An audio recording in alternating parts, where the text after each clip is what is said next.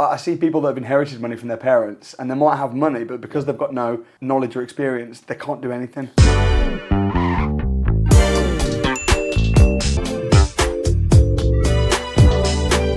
Hey guys, welcome to the Sound of Accra Podcast. I go by the name of Adrian Daniels. If this is your first time listening, this is a show where we speak of top Ghanaian founders, entrepreneurs and creatives worldwide with the aim of leaving you behind with meaningful takeaways to apply in your life, business and career. For today's episode, I would like you to head over to thesoundofaccra.com/Samuel Leeds for all of the show notes, links, references, wisdom points from all of today's episode. And if you're watching on YouTube, Spotify, Apple Podcasts, 5-star reviews, very much appreciated. Get to the comments, let us know what you think of today's episode. So yes, I'm going to introduce today's guest, the one and only Samuel Leeds. He's a property millionaire, an award-winning, very successful property entrepreneur.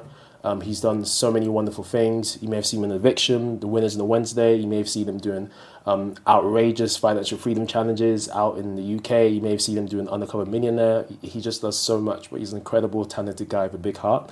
Samuel Leeds, thank you for having me on the show. Thank you, Adrian. Thank you for coming on the show. I appreciate it. Thanks for having me on. Brilliant. I love what you're doing with the podcast and the Sound of Accra. We've been chatting back and forth for the last couple of years. So yeah, it's great to come on and support what you're doing because I love it. Thank you so much, Samuel, and I appreciate your time and I appreciate what you're doing in Ghana as well, which we're going to talk about that as well. I think you have quite a few ties to Ghana, but before we get into that, I think there's a nice, little full circle moment. 2019, I think is when I first came across you, stumbled upon Grant Cardone's channel, and I think I saw you do an interview with him, and then that's when I discovered, who's Samuel Leeds? What's this property investing thing? And then, of course, later on that year, went to your property crash course, and And then when you saw I was doing stuff in Ghana, you were like, okay, yeah. And I was like, okay, this is cool. interesting. What's going on here? But yeah, it's really incredible to see what you're doing in Ghana. I think there's a few connections that you have to Ghana. I believe your wife Amanda, I believe you met her at Ghanaian weddings. That's correct. Yeah, crazy. It was actually a Ghanaian Zimbabwean wedding. She's from Zimbabwe. Beautiful.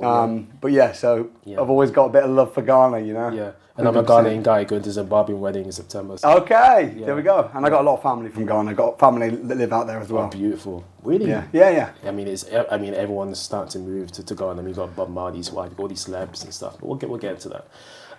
Samuel, fantastic man. I think your book, Buy Low, Rent High, was an impactful book. When I first came across it. For those out there who don't know much about you, could you just share maybe within 60 seconds like a quick elevator pitch about yourself? Sure, thanks. I've been investing in property for 16 years. Wow. So when I left school, didn't do particularly well in school, but I went into property. Mm-hmm. I was a plasterer, so I used to work on a building site and, getting my hands dirty. And then I saw how much money the investors were making. In fact, the builder sat me down and was like, look, this house, look how much it's going to be worth, and he's going to all these rooms are going to be rented out separate. And so I went to a property investment networking event, like a show, and ended up getting really kind of immersed in it. So I bought my first house in 2009, and then sort of built my portfolio over the years. So now, I've done over 500 property investment deals. I've bought in the last few months. I bought a hotel. In fact, 2 hotels. Yeah, in the UK. Wow. Yeah, like small hotels. Okay. But 29 bedrooms, one of them in Cambridge, another one 24 bedrooms. Converted a factory into apartments, just in Wolverhampton, which is where I grew up. I had a wedding there actually, sadly. Yeah. No, they're nice people though. I like the Midlands. And so most of my portfolio's in the UK, but I am diversified slightly in different countries, and Ghana is one of those countries. Yeah, it's incredible. I've been following your YouTube channel for quite some time, and I think you've been doing stuff as far as Bahamas. Is that correct? Or the Caribbean? Yeah, St. Lucia. I did a challenge in St. Lucia. One of my students is from St. Lucia. Yeah, and he's now very successful. So we did a bit there as well. Yeah. Brilliant. And I think what you like to demonstrate on your platforms is that the general principles of property investing can work almost anywhere, especially when you like the ones in America as well. Yeah. The same the strategies can work almost everywhere, which is really impressive. And I think you really have a big heart for helping people to kind of find their own financial freedom through property as well, Yeah. which we'll probably kind of talk about a little bit. So yeah, this is great. Sitting down here and having this conversation with you. So let's talk about. I guess, is there anything in terms of like your kind of current, projects in the UK? I mean, you mentioned the hotels. Is there anything else you want to mention? Yeah, land development. I mean, when starting out in property, I think a lot of people. I see this a lot in Ghana as well. A lot of Ghanaians. They've got like land. Yeah. And they've got a vision to build a hotel resort. And build 100 houses and this, and it's cool. It's good to have big dreams and big aspirations. Yeah. But my general advice is to start a bit small, and then build up to it, because you're gonna make mistakes on your first project, and the amount of planning that goes into a project like that it's humongous. Yeah. And also investment. It's not easy to get investment for a humongous project if you don't have any experience. You know what I mean? If it's like, if you're pitching an investor and you're saying, hey, can you invest in this? How much do you need? I need 10 million to build this hotel. Okay, and what do? I'm a nurse. Yeah. And I don't have any properties. It's difficult to justify because of the lack of experience. Yeah. But if you start small, start with, maybe build one house, or do a flip, buy a house, do it up, live in it, sell it, make £50,000. And then and then you build up slowly to it. I think that probably makes sense. So the stuff that I'm working on now, I own a castle in Bewdley, Ribbersford House. I've done a lot of land developments, buying land, getting planning on it, flipping the land, building houses from scratch. But like, it didn't start like that. For me, it started with a small £100,000 house, which I rented out room by room. You know what I mean? So it took a long time to build up. And even now, I'm not. I mean, I'll be sat with cheddar cheese in Accra. Freedom Jacob Caesar. Bro! And he took me around some of his developments, and suddenly I was like, okay, I'm actually, I'm still a small fish, He's an incredible entrepreneur. I mean, I think one of my favourite developments he's done is, I think, his Belgravia townhouses. I don't know if you took it. I don't think he took me to a few. Beautiful. Yeah. Oh my gosh. But I think every development he has is like inspired by something that he's seen around the world. Mate, he's a big thinker. But he's a big thinker, but he's a visionary. He is, but he backs it up with action. And he's a workhorse. Yeah. Like, I went to meet him, and we sat down, and I was thinking, it might be like an hour or something. We were together about 9-10 hours. Wow. And we were just sat there, and he was just showing me site after site. Oh, let me take you to this. In fact, let me drive you to this. Oh, let's get some lunch. And we just spent like the full morning till evening together, and he was just so generous with his time. We've stayed in touch since, but he was a big inspiration to me getting into Ghana, because that must have been around 2018, 2019, I think, when I was first in Ghana. I went for a wedding. You went at the right time, because 2019 was the year of return where a lot of the diasporans were called to come home to Ghana, like from the US, UK. So you had all these high-flying celebs fly in that year, and it was that's when Ghana started to trend even more. Yeah. So that was the right time. Yeah. And I think. I mean, whenever I go on holiday, even if I'm just going for a few days for a wedding, I can't help but looking at the real estate market and, thinking what's happening. But I was very impressed with Ghana, just as a whole. Yeah, I want to double tap on something you said, Samuel, in terms of like starting small, because I don't know how well you know Ghana, but there are, a group of people in Ghana where they might start a little project in Ghana and they run out of money and they can't finish the building. I see it all the time. There's a lot of uncompleted buildings in the country, and it's an ongoing, conversation. I don't know what your thoughts are on that. Well, my thoughts, it's an opportunity, because if you've got somebody who's started a project and then they've bought a rundown property and they thought, I'm going to do it up and make a load of money, but then they've run out of money after £20,000. I guess there's an opportunity to then go and partner with those people or go finish it off if you've got money. Yeah. If you've got money, everything's easy. It is, yeah. But then by the time you've got money, you've also got the experience, because I think I'd rather have the knowledge and the know-how than the money. Like, I see people that have inherited money from their parents, and they might have money, but because they've got no knowledge or experience, they can't do anything. But the best is if you've got both. If you've got, someone said to me, why do you want to be a millionaire?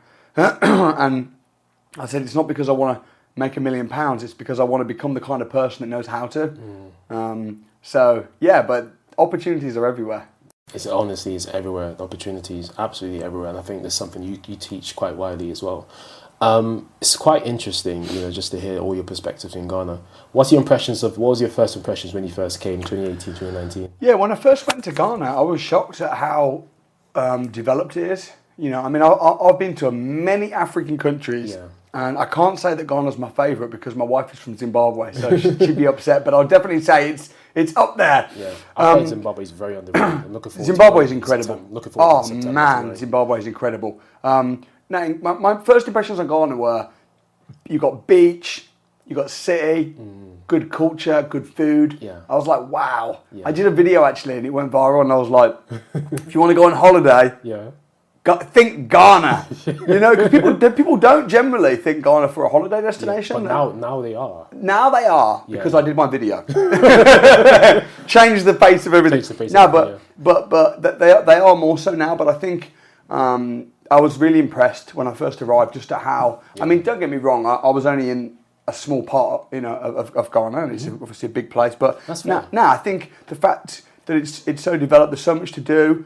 Pop in, good culture, lots of money there, a lot of very wealthy people. I was getting messages from people when I landed in Ghana, and as soon as I posted that I was there, I was getting like so many messages from people.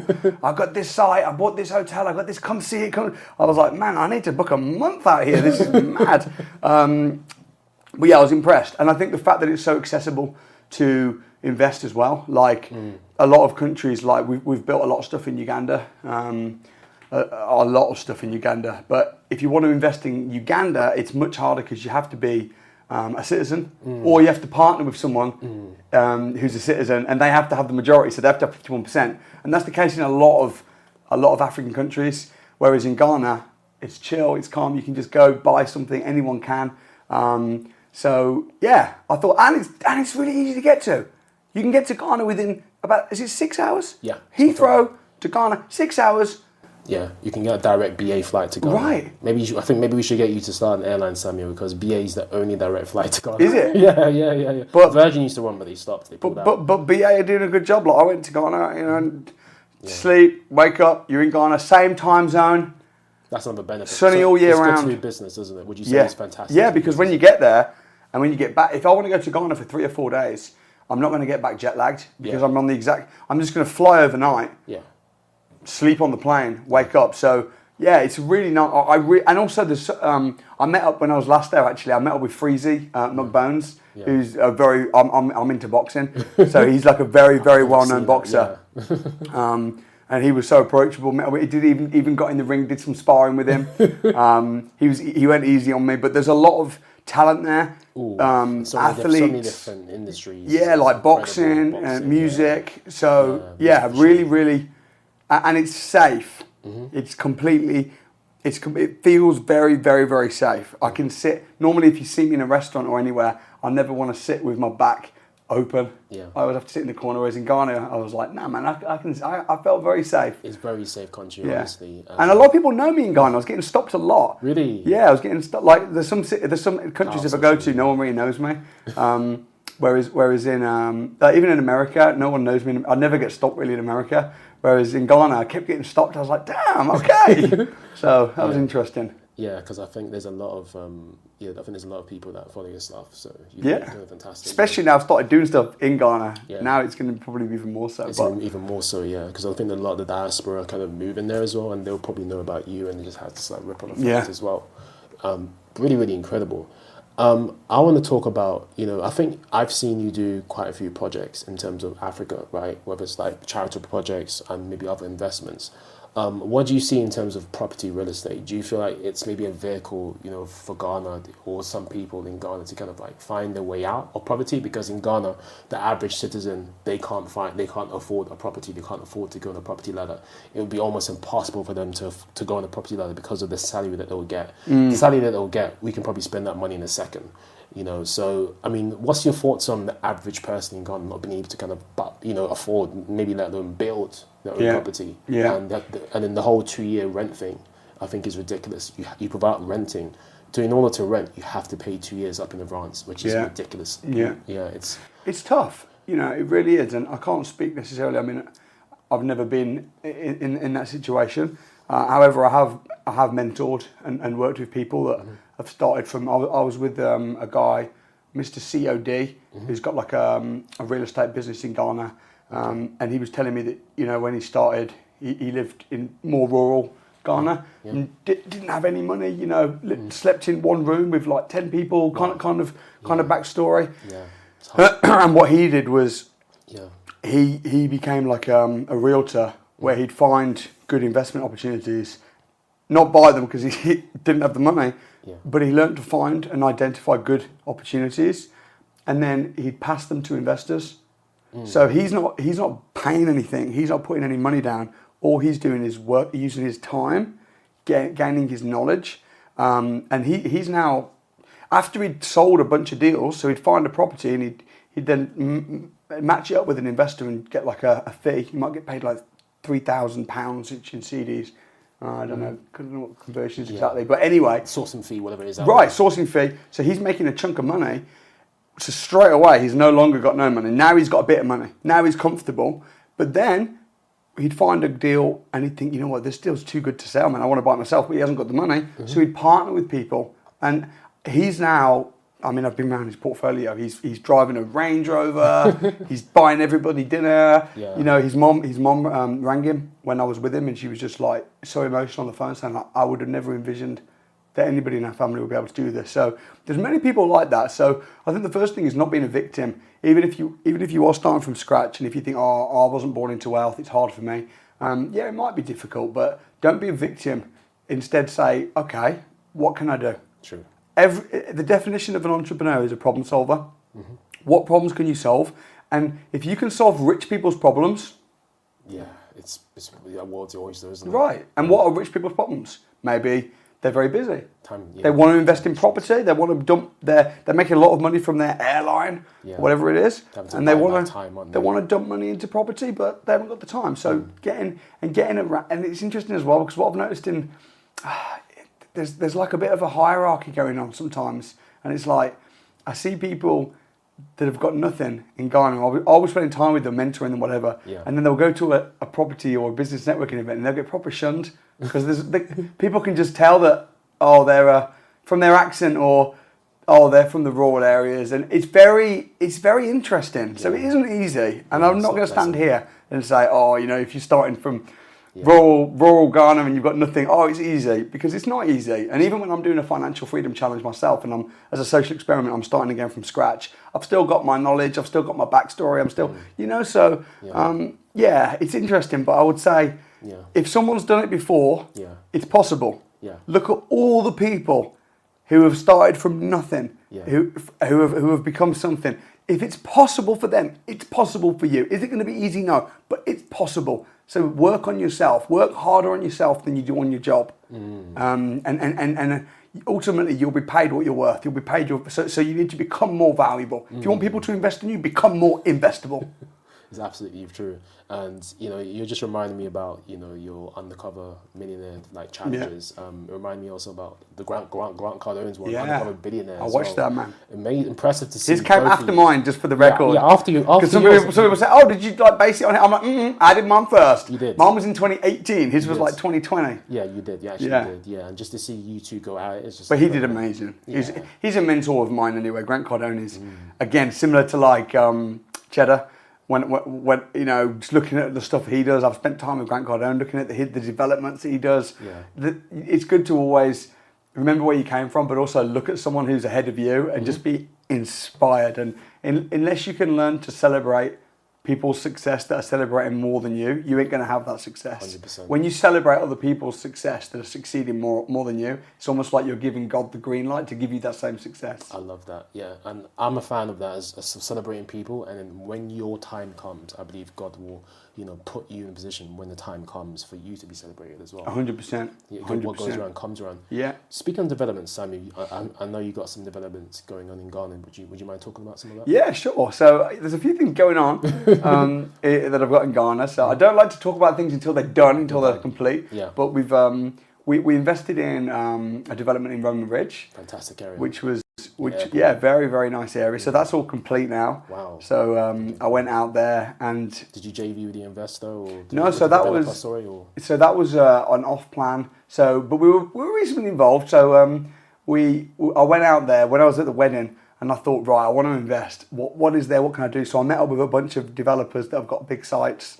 Met up with Cheddar, who's now running for president, which is awesome. It's crazy, isn't it? Gus Camero, I don't know if you know him. Camero, yeah, one of these real estate agents in Ghana. Met up with him and a bunch of people. Yeah. And kind of got people to just sit down with like maps. These are the good areas. These are the bad areas. This is what's popping. And everyone's got a slightly different opinion and different things. So there was this development was that was taking place in Roman Ridge. I went round. I saw it, and it was in the process of just only very early construction stages. And they let me go around it, and I was chatting with the team. And I invested. I think I invested around about £120,000. Now it's all complete. Beautiful. So my investment is now worth about 160. So I've made a bit of money, nothing crazy. Yeah. But more than anything, that's just the return on it's going to be good because the apartment that I've been left with, that's all finished now. That's going to be rented out. It's just a short stay lets. Nice. So yeah, it's very early. popular. It's early stages because we're still finishing a few final touches. So there's still the swimming pool and things like that. But once it's all finished, I'm expecting to I'll probably make about £1,000 a month. So I'll be making around about a 10-12% return on investment plus the capital appreciation. But then also, I'm diversified. If the UK suddenly crashes real bad, but I've got investments in Uganda and Zimbabwe and Ghana and different parts of America and Brazil, then you're just diversified well. So spreading risk. Yeah, exactly. So we'll see what happens. But it's amazing. It's amazing what you're doing. Does it feel like you're like a small fish in a big pond? Because it's like a completely different country. You got a huge portfolio in the UK. And you go to Ghana. Yes and no. Yes and no. I don't think I feel like too much of a small fish because I've got millions and millions of pounds that I could invest if I wanted to. Mm-hmm. I feel more like a medium-sized fish that's starting out small intentionally and strategically. Because that's another thing as well. I think that if you're investing overseas, especially overseas off-plan, it does come with risk, and you need to know what you're doing and never invest what you can't afford to lose. Yeah. So let's say I'd have invested in Ghana and then bang, the market had crashed and it was terrible, and the market has dropped a little bit. Yeah. The only reason I've made money is because we built it from scratch. So we pushed the value up and it was a good investment. So respect to the developers. I didn't really do much. I was very much an investor as opposed to the developer. And that's another thing as well. If I'd have gone out there thinking, I can buy land and build and now I've got to oversee the builders, find the best. Like, I'm a white dude from England. Like, me trying to do that from a distance, realistically, would not be happening. Whereas if I'm starting out investing in other people's projects, I'm seeing the thing, I'm getting the experience, and then in time, as things go bigger and bigger, maybe then I could, or maybe I could partner with someone, go straight 50-50. So I'm really just kind of like, diversifying and strategically keeping my eggs in different baskets, but I'm not going aggressive. I'm not like, because you can double your money when you invest out in places like Ghana and in different countries in Africa, but then just because you can double your money, that doesn't mean you will. So to then go, we're going to get loans and sell everything, and you've got to balance the risk versus the reward, and then make an educated decision and take things slowly. So in the UK, I'm more comfortable because I know what's what, and I'm very in control. I've got full-time people on the ground. I've got full-time accountants, full-time solicitors. I've got full-time surveyors, builders. I know the crack, so I'm very comfortable. But yes, the principles are very similar, a little different, but very similar. It is. But yeah, if you're not hands on the ground, I think you just need to play it a little bit slowly. I think you're right, and I think you're doing a clever move. Partnering up or investing into developers projects that are already going on. Because I don't know if you've known or heard about, maybe sometimes in Ghana, people will go out, they'll build a house, and then they'll trust the project to somebody else. Yeah. And then maybe a few years later, they go then to find out that all the money's been stolen. Yeah. It's a common thing in Ghana, Africa, that you can't find trustworthy, stakeholders or builders or developers or people to build houses for you. So you have to have someone on the ground that you can trust that can work to make that a reality. Same thing with business in Ghana and even Africa. So I think you're doing a very smart thing because you know you're not on the ground, but you know someone who is trustworthy, who's a developer, that you can put your money into their projects and get your return. You know, because there's so many horror stories. I mean, I think the other day, I think maybe a US lawyer invested into like a piece of land in Ghana. I think put $60,000, and then he found out that the person didn't run on the money and the land was owned by somebody else. Yeah, and that's another problem. Or another thing that can happen is you know, I was reading through the contracts and stuff what I was signing. I was thinking, okay, this is pretty serious. Like, you know, you'll pay in stages, but if you can't make a payment, you get clobbered with interest. And then if you don't make it after so long, then you just boom lose the investment. So, you know, you've got to read the contracts that you're signing. You've got to get, you know, second, third opinions, have exit strategies. Another thing as well that I've seen happen many times with off-plan in Dubai and stuff. So off-plan meaning when you're basically buying something that's not been built yet, is you can, okay, I'll buy it for, you know, £100,000 or $100,000, and they'll say, oh, it will expect to be finished in a year, but that's fine. Developments often run over. And I've seen this myself, even in the UK. Even when you're trying your best, there's issues, things come up, and one year can be 2, and potentially could be even 3. It's true. Yeah. So don't be thinking, okay, the estimated time is a year, therefore I'm going to borrow money from my auntie and I'm going to guarantee to give her the money back after a year. Because no, it was estimated. So off-plan can be scams. There can be just genuine. I don't think anything goes to time. To time plan generally within property development, and you know, things can go wrong. So go in cautiously, but don't be so cautious that you don't do anything. That's fantastic advice. Well, yeah. So this is fantastic. I want to talk about mortgages and credit, like in Ghana. Like, what's your thoughts on that? Because with the interest rates in Ghana, to get a mortgage is astronomical. I think somewhere from 11% up to maybe 20-30%. It depends if you're borrowing CD or dollars. Yeah. So if you're borrowing CD, then you're talking 20-30%. Yeah.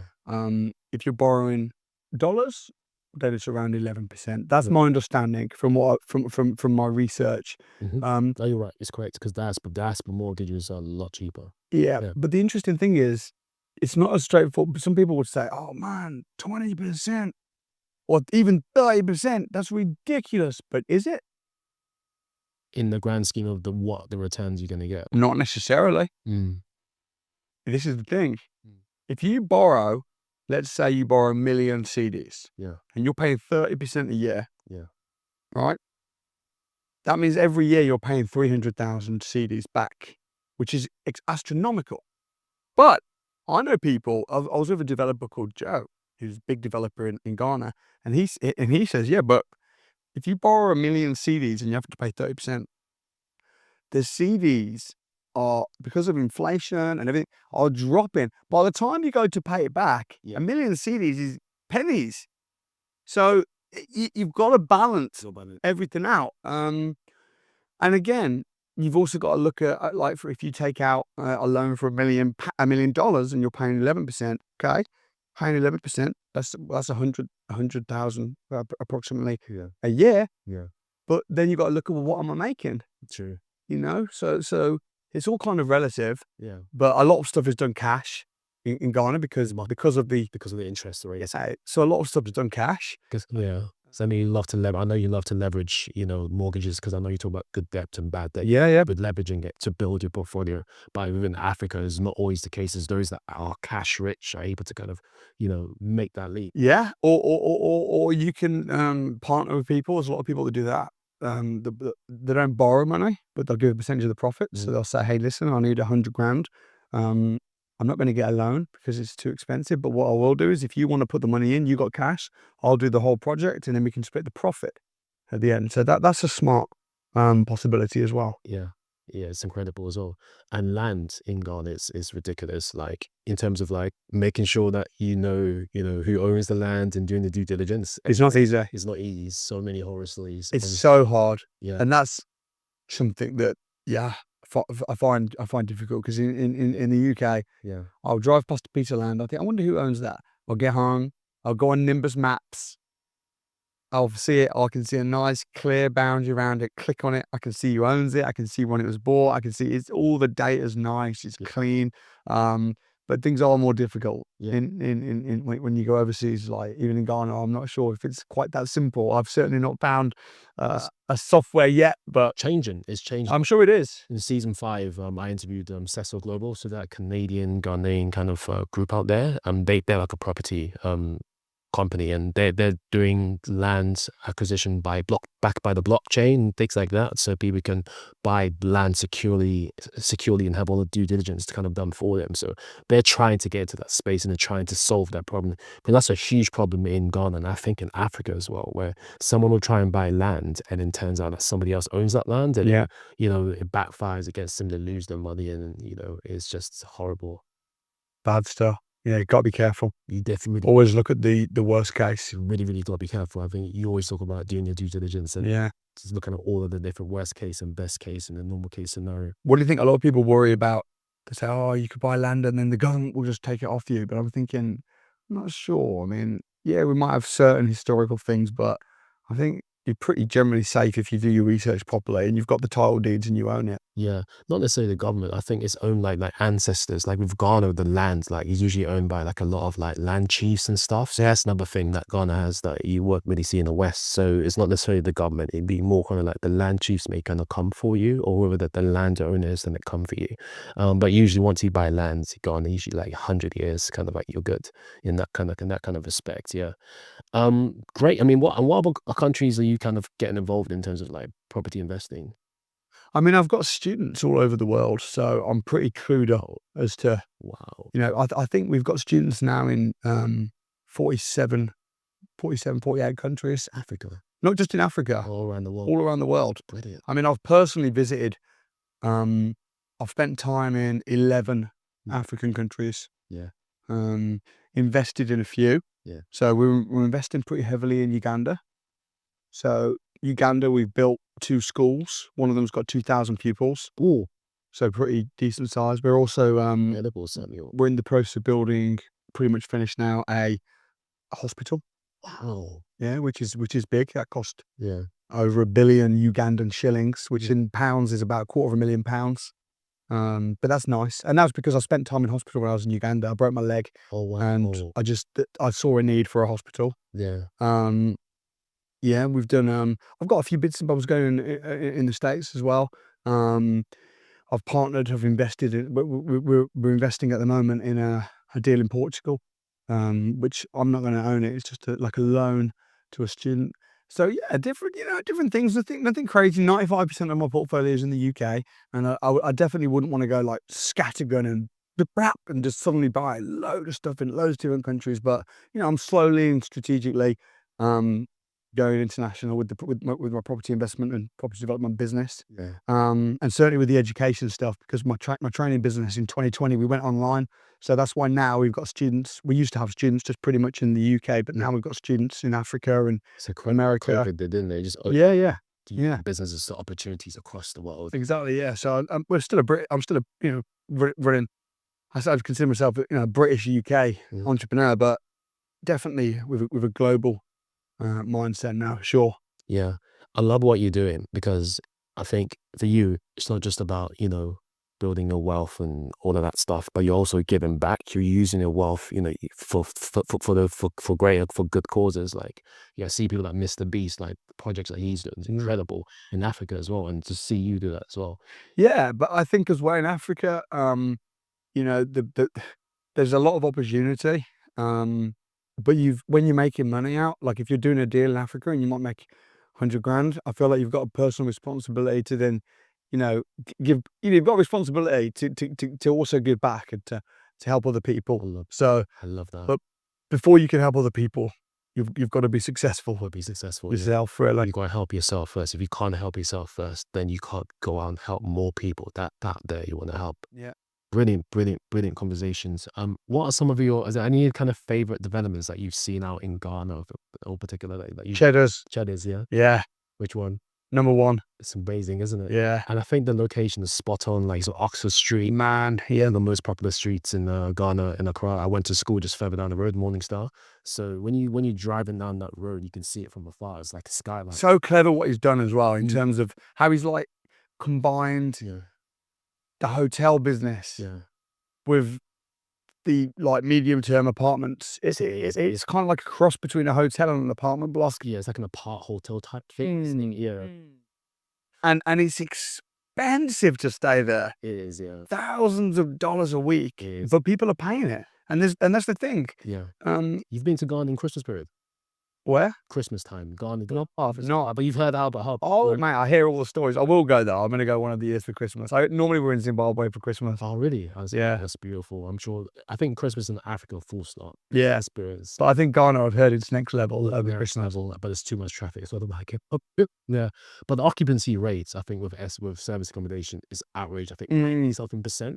Oh, yeah. It's ridiculous. Yeah, but it's very funny because service accommodation is quite similar, really, in Accra and London in terms of occupancy rates and pricing. But people might think, who's gonna pay that? Who's gonna pay? And it's like, well, people do. Believe me, people do. Or relocators, wealthy people that are selling their house and they're waiting for their new one to complete, and they've got a little stopgap, so they'll go and stay in one of Cheddar's houses. It's true. I mean, there's so many use cases for having, these short lets out in Ghana. Not just tourism, not just, vacation. But even with my apartment in Ghana, if I rented it out as just a long-term tenancy, I'll probably get about £1,500 a month rent, and after my expenses, because I got no mortgage or anything, I'll probably be left with, I don't know, maybe £700-800 a month after management and everything like that. But I think service accommodation might make £1,000 or maybe a bit more. But then I've also got the option when I'm there, I can stay there. And so yeah, well, there's different options, for sure. Yeah, absolutely. I mean, there's so much you can do in Africa. And speaking of which, I mean, what do you think, some of the opportunities are in terms of Africa, especially moving forward in the future when you go out there? What kind of opportunities do you kind of see in terms of like development? Yeah, I think what I've seen some people do really well is just like land banking. So I've got land as well. I'm a bit of a land banker in different countries. So even in some of the outskirts, because they say location, which is true. You've got to buy in locations where it's popping, but sometimes there's a location which isn't popping yet. But it might be. So just sitting on land, just on the outskirts, where that there's plans to uplift the area. Like some of the land that I went to in 2019, and at the time when I went there, it was this land's about $20,000. Then when I went back this year, that same land's $100,000. And I'm thinking, I could have just sat on the land. I won't have to. I know then you've got risks of potentially people doing things to it, and the way you talk about land cheap. So, but partnering with people, finding people that have got the experience, developers and partnering. I think that's probably the safest way. And then ultimately sitting on it. So for me, I'm not too worried about the small money I might have made in Ghana just now. I'm more thinking just if I've got property there, sitting on it, how much could that be worth in 10 years? That's the real question. That's true. And you're absolutely right, everything that you just said. In season 4, I interviewed Kofi Anku. He's a popular real estate developer out in Ghana, and he's got one development called Mensa Park there at Bree. I think it's maybe 200 townhouses or something like that. And he's got a new development called Pokwasi Heights. So Pokwasi is just on the outskirts of Accra. The government built an $85 million interchange bridge. I think the most expensive interchange in our whole Africa. And people that own lands over there, they started to get approached for lands after that project was done. Other types of amenities. So you're absolutely right. And in that area before 10, 20 years ago wasn't what it was that is today. So you're absolutely right. What's amazing as well is that the builders will often ship a lot of stuff from Europe. I'm like, damn, people getting kitchens from UK. Yeah. Damn. Quality. Yeah, or Germany. Well, yeah. You're getting kitchens shipped in from Germany. I'm mad, man. That's crazy, yeah. I mean, I think you can send a lot out in Africa, and then you can kind of take out and just kind of, things with it in Ghana. Right? And then the labour's cheap, though. The labour's a lot cheaper. Cheap, yeah. So, Samuel, I really appreciate you coming on the show. Are there any kind of final thoughts you want to leave our audience with? Do you have any announcements you want to make? Can we make that? Yeah, final thoughts are, if you're thinking about investing in an area, first go visit the area, And Ghana's a great place. Accra's a great place to go visit, go on holiday. If you want to come and spend a day with me, I run, as you know, the Property Investors Crash Course. How was your experience at the crash course? It was like an opportunity. It was like an experience I've never experienced before. Wow. Yeah, it was just like, wow, so many people in this one room in Heathrow, and it's just like, wow, so much energy in the room, and just so much. Wow, it was just wow. So if you want to be wowed, like Adrian, come and meet me, spend a day with me. So tickets for the crash course, they're still just £1. So £1 to come spend a day with me. And I hope to see you guys, man. Hope to see you winning and rooting for everybody. Absolutely, yeah. Well, thanks for coming on the show, Samuel. Really great advice you've dropped on, and it's really great to see the projects you're doing in Ghana. Looking forward to seeing what you can do in the future, and hopefully we're gonna do some stuff together. Appreciate it, brother. You're welcome. So there you have it, guys. Samuel Leeds, property investor, philanthropist, and all of the above. Once again, for today's show notes from today's episode, you can head over to thesoundofaccra.com/Samuel Leeds. We'll have all of the links, references, nuggets on there for you. And having said that, thank you so much for watching. I'll see you in the next one. Take care, guys. Cheers.